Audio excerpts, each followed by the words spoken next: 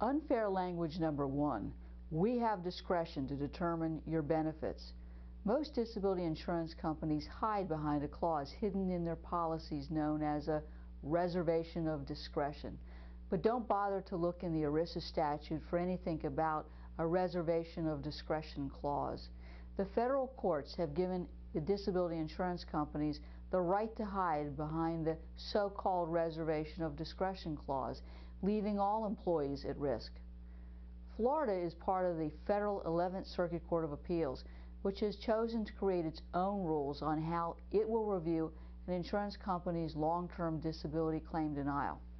First, the federal judge will try to determine whether or not the disability insurance company's policy or factual interpretations were wrong based on the court's own review of the facts and the presence of any biased language in your long-term disability plan.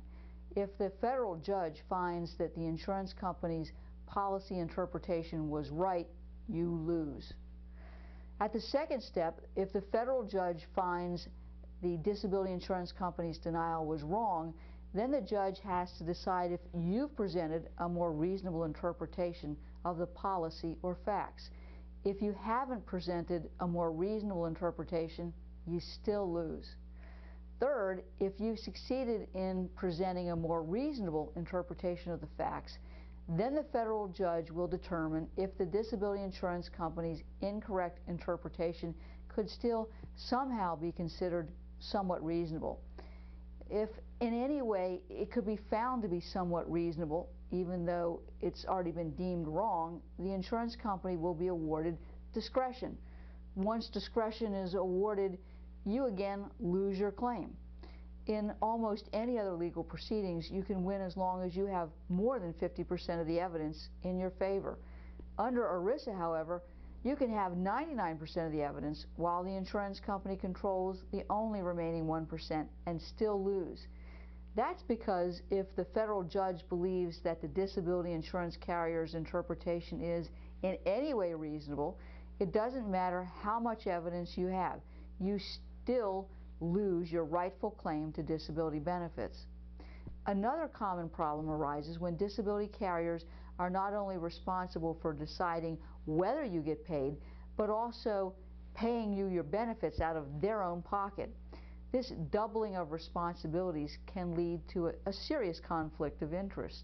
If this happens, the claim has to be sent to a special handler known as the long-term disability claims administrator, who has to show that the disability insurance company's decision wasn't affected by their own self-interest in saving them money by not paying you.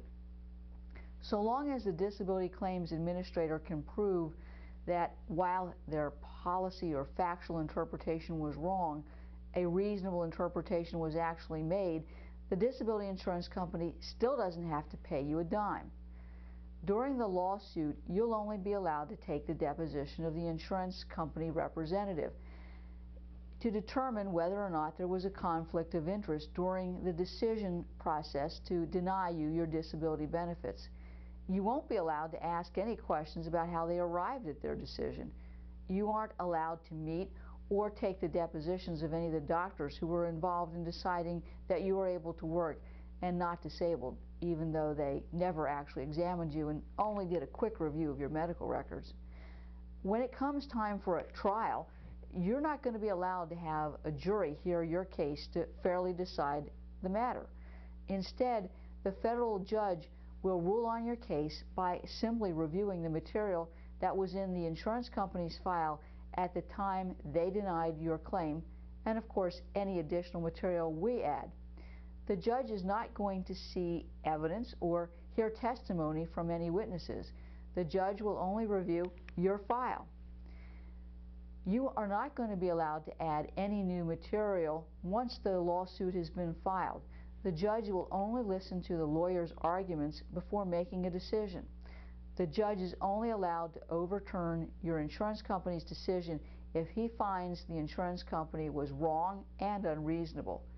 If the judge decides that the disability carrier has a conflict of interest in the decision-making process, a wrong but reasonable interpretation won't be upheld unless the claims administrator can show that while there was a conflict of interest, it didn't have any impact on the insurance company's decision, in which case, again, you lose.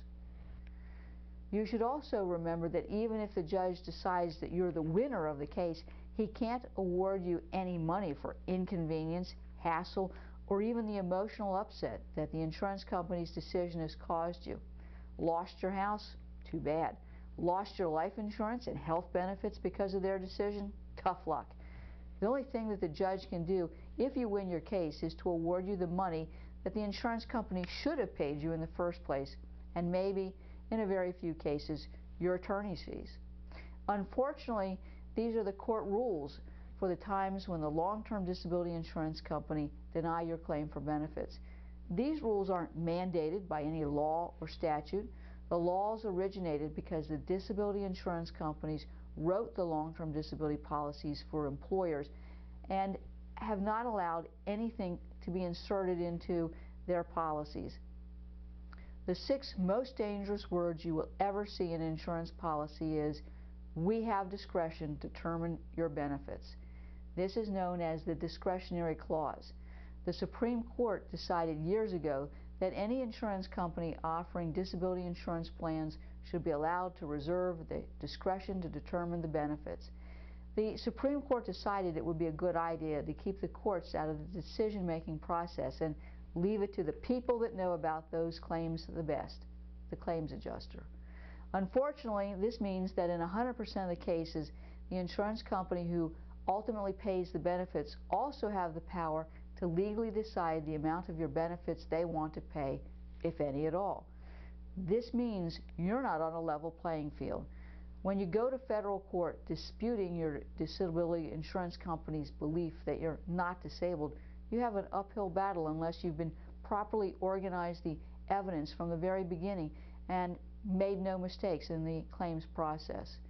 The great injustice is that this discretionary clause isn't in any way required by any law.